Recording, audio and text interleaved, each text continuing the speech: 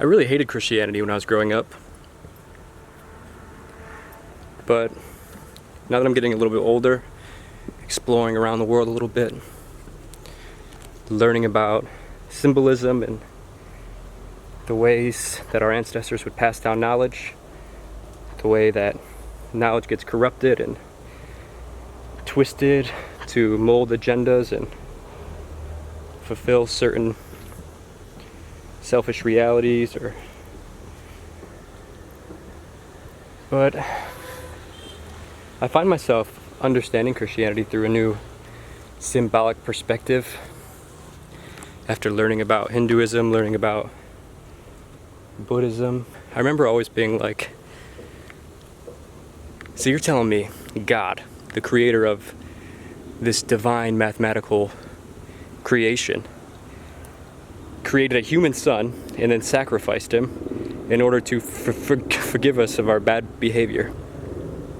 But I'm realizing the symbolism behind it, of self-sacrifice and true surrender, and this requirement or spiritual duty to release the idea of yourself, Jesus completely giving himself, the Buddha giving up everything, leaving his family, leaving his kingdom of where he was a prince.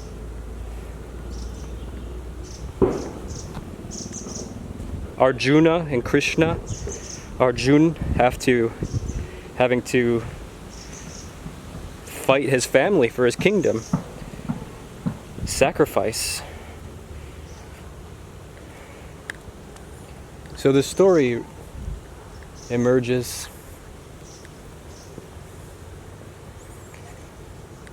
and I think what it's pointing to is that Father, forgive them, for they know not what they do. We don't know. We're lost in some echo of action and karma, and this valley of mountaintops that is just echoing pain and emotions and desires and attachments. That's really what it is. We are too attached to let go. So we fall down into a material way of viewing the world, an experience that is disconnected from a pure, authentic, or true place. We're constantly in the shifting, we're constantly in the change, whereas God, or the presence of the universe, or the essence, or the source, remains. It doesn't change. So, you hear people say, like, stop trying to become something and just be. Or you hear Ram Dass say, be here now. Be here now is just another way of saying, stop doing and be. So, releasing attachments can bring us to the now. I don't know how to do that though. But it's a cool thought. How do you release attachments?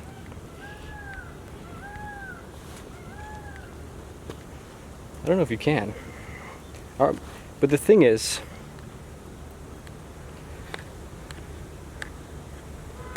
the story of Jesus is that we don't have to know, because all we have to do is trust in His word, trust in Him. And it's already done. He carried the cross. He carried the burden so that we don't have to. It's a deep story, and if you view it from a surface level, then you'll have a surface conclusion. You'll see the depth as being some, decaying puddle or something on the ground. But you can use it as a source of symbolism and try to really see what it means. Because it says something about the human story, and it says something about who we are, and it points to something interesting, and it points to some sort of mystery that we're all living together. You know, we don't really acknowledge it much because it's a little bit overwhelming to bring ourselves to some space of mystery, because, you know, we gotta go to work, we gotta eat food, we have to have relationships with people. There's the monkeys back there. And if we're always having a panic attack over the nature of reality, we can't get things done, but we're all here. There's not a single person that knows how or why or what we're doing. And yeah, the mystery. For me, the mystery is the true religion. And just being the mystery, because we are the mystery. We are the mystery. You know, we look around. This is all happening through us, and we all woke up here together. And it's just it's so weird that we don't even acknowledge it. But the thing that's weirder than that is that when we do acknowledge it, it's like we're looking at each other in the face, and we're acknowledging that we are both in an absolutely magical, unexplainable experience, and we can talk about it. It blows my mind. We can talk about it. That adds an extra layer to the mystery. All right, let's keep walking up here. So the story of Jesus means something different to me now.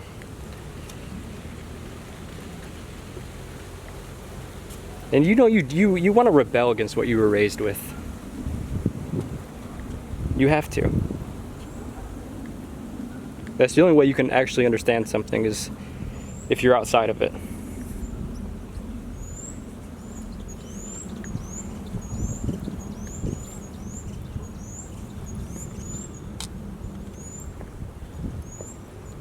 No, that's not true. You got to be inside of it also.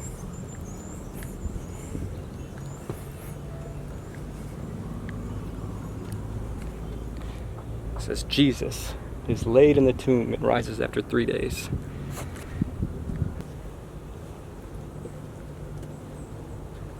Peace be with you. The cross restores consolation and hope on the suffering mind.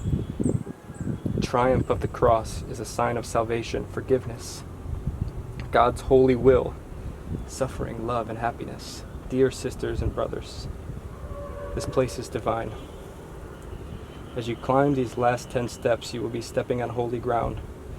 Come with faith. It is not to be noted that miracles are reported to have taken place and favors been granted. Oh, okay.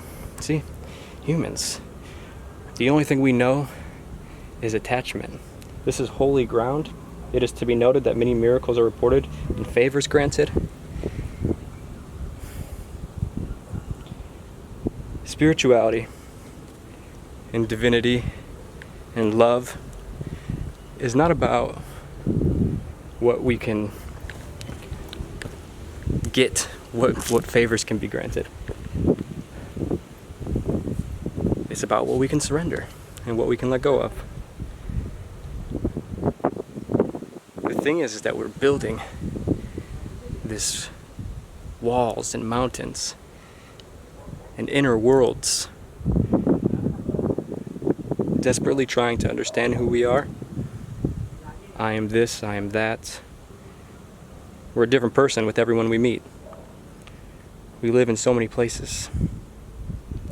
But when we let go of that is when we can be who we are, when we can be here now, be, instead of becoming.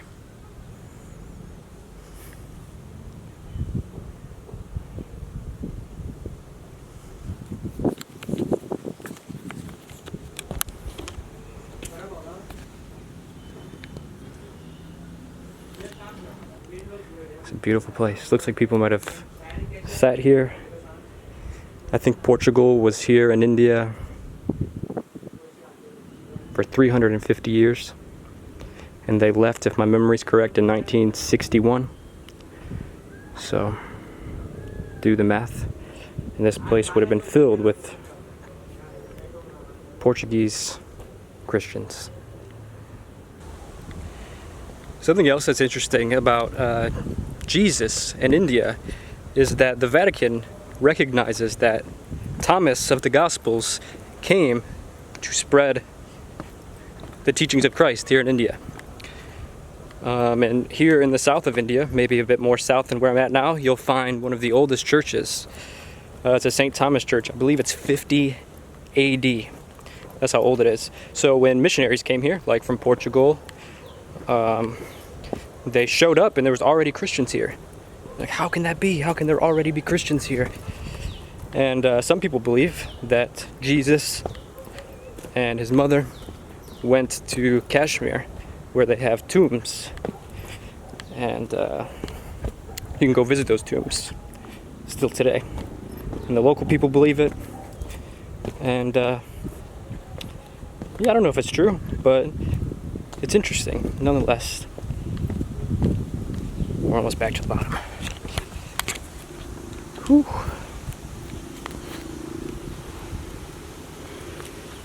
Okay. You guys won't believe what just happened.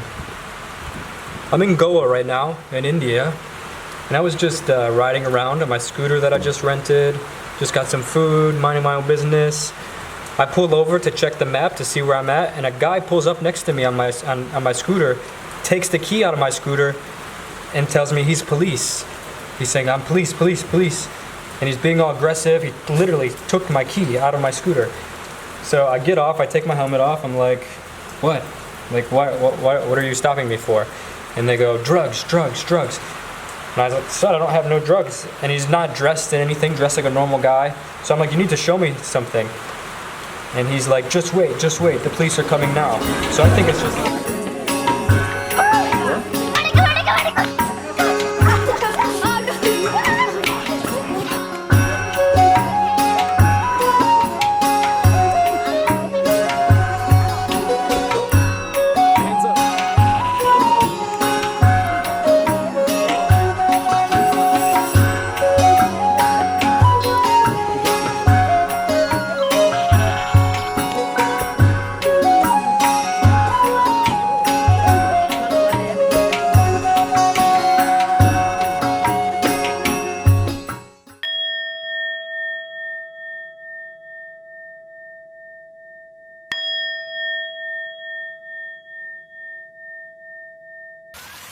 Did you know that Lord Shiva listened to high tech?